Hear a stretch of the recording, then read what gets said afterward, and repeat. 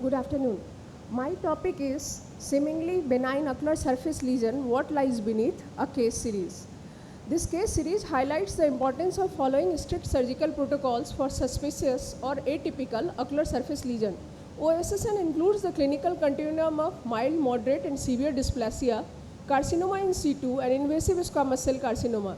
In a given case, dysplasia, carcinoma in situ and SCCC may all coexist. The 8th edition of AGCC also emphasizes upon histopathological tissue diagnosis of accurate staging. Ours is a prospective interventional case series. 4 consecutive cases of suspicious or atypical lesions at limbus underwent excision with no touch technique and HPE examination. Regarding method, we followed standard protocol of excision with 4 mm clinically clear margins evaluated by slit lamp, alcohol-assisted keratoepithelectomy for the corneal epithelial component, lamellar keratectomy and lamellar sclerotomy as judged by clinical evaluation and intraoperative clues, and excision is double freeze thaw, cryotherapy and AMT. All lesions were sent for HPE with margins marked, lesions sutured to the filter paper and dipped in 10% formalin. Coming to the results part, first case was a pearly grey lesion with feeder vessel at nasal limbus in a 40-year-old male for last 10 years with discomfort for last several months in the left eye. HPE showed mild squamous dysplasia, that is CIN, with actinic keratosis and pincula. No evidence of stromal invasion was seen. The next case was a gelatinous mass localized as temporal limbus of right eye of a 47-year-old male with overlying leukoplakia and feeder vessels. On HPE, focal areas of severe squamous dysplasia with no breach of basement membrane was seen. Our third case again is an atypical pterygium looking like mass at nasal limbus of right eye in a 28-year-old female. HPE showed moderate squamous dysplasia with no breach in basement membrane.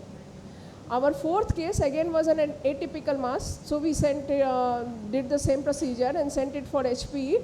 It came out to be only pterygium with actinic keratosis. So coming to discussion and literature review. OSSN is a solar-related condition, particularly endemic in immunosuppressed patients. The viral-related tumor of conjunctival surface epithelium tends to occur in sun-exposed region of eye, most often at nasal or temporal limbus. It is truly difficult to differentiate OSSN from actinic keratosis and some pterygia, especially since they are parallel endpoints from chronic solar radiation directing to malignant, pre-malignant or benign outcomes respectively. There is little to lose if we miss pterygium, papilloma or pyogenic granuloma, but we can't afford to miss treacherous masquerade malignant lesions. There is no substitute for clinical examination of conjunctival lesions by slit lamp microscopy and no substitute for unquestionable documentation of conjunctival malignancy by histopathology. In a major study where 533 cases of sequential pterygium specimen were sent for HPE, out of that 52 turned out to be OSSN with the percentage of 9.8%. Out of that 9.8%, 63.5% were graded as mild dysplasia, 19.2% as moderate dysplasia and 9.6% as severe dysplasia, while 1.9% was invasive squamous cell carcinoma.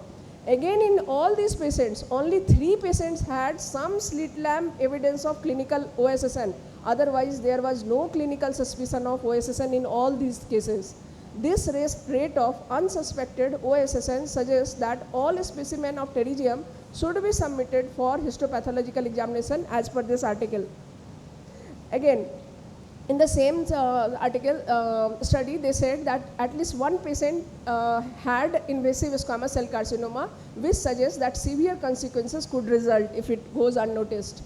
Again, in an editorial article in IGO by Santosh Anavarji, he says that if poorly managed, even a potentially easily curable cancer such as OSSN can progress to cause loss of vision, loss of eye and tumor-related mortality. So histopathological evaluation following an incisional or excisional biopsy is the gold standard for the diagnosis of OSSN. This is again a major article. It suggests that if the diagnosis is uncertain, histopathological examination preceded by biopsy is a must.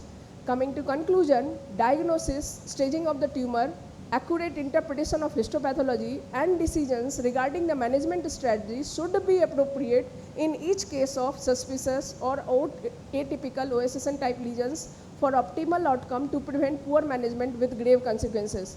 There should be no compromise in the surgical protocol, as even an invasive SCC can clinically mimic dysplasia or carcinoma in situ. These are my first 5 differences. Thank you. Thank you. Thank you, madam. Any question?